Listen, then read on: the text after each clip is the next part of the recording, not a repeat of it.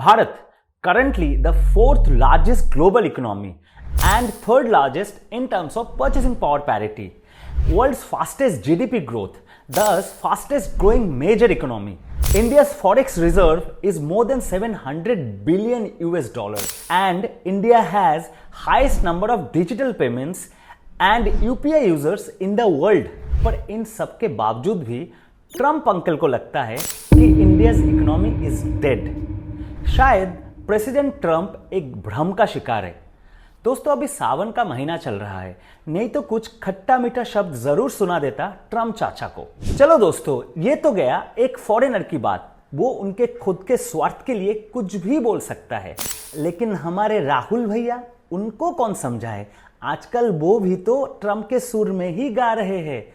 अरे राहुल भैया, आजकल क्या आप सोरोस स्कूल ऑफ इकोनॉमिक्स से इकोनॉमिक्स सीख रहे हो? खैर, अच्छी बात तो यह है राजीव शुक्ला जी जैसे कांग्रेस के और भी नेतागण राहुल गांधी जी के साथ बिल्कुल सहमत नहीं है और वो भारत को ही सपोर्ट कर रहे हैं। दोस्तों, अब मेन कॉन्टेक्स्ट में आते हैं।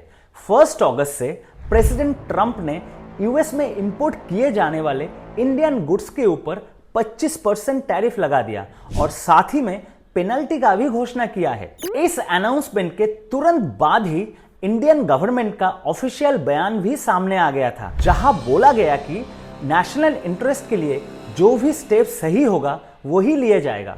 दोस्तों, लग तो ये रहा है ये टैरिफ वैरिफ एक बहाना है।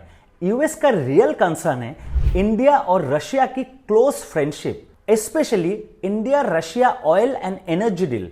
शायद भारत और रूस की दोस्ती हजम नहीं कर पा रहे हैं प्रेसिडेंट ट्रंप और इसीलिए टैरिफ के साथ साथ पेनल्टी का भी घोषणा कर दिया है। पर अमेरिका को कान खोलकर सुन लेना चाहिए कि ये मोदी सरकार है। यूएस और कुछ नेटो कंट्रीज शायद ये चाहते हैं कि हम यूएस के इशारों में चले, पर भारत और प्राइम मिनिस्टर मोदी वही करेंगे जो राष्ट्रहित के लिए सही होगा, क्योंकि राष्ट्रहित से बड़ा कोई हित नहीं, राष्ट्रहित ही सर्वोपरि है। वैसे राहुल गांधी जी मोदी जी का विरोध करते करते भारत का विरोध क्यों कर जाते हैं? पर हम एज इंडियंस हमेशा अपनी सरकार को, हमारे विदेश नीतियों को और सबसे ऊपर भारत देश को सपोर्ट करते रहेंगे।